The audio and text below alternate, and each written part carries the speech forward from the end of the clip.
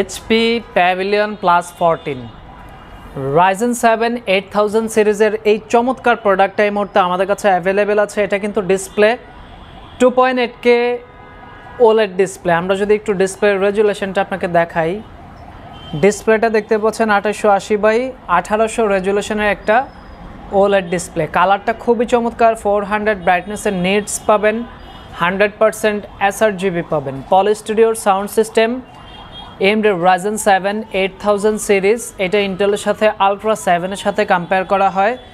Backlight keyboard, এই যে pavilion logo করা আছে দেখতে পাচ্ছেন, সম্পূর্ণটাই হচ্ছে মেটাল বিল্ড কোয়ালিটির প্রোডাক্ট। ক্যামেরাতে প্রাইভেসি শাটার। আপনি ডান পাশে পাচ্ছেন USB Type-C, এটা কিন্তু charging port. HDMI USB Type-A, বাম পাশে পাচ্ছেন USB Type-A, পাশাপাশি হচ্ছে 3.5 অডিও জ্যাক। 32GB র্যাম আছে, 512GB SSD আছে।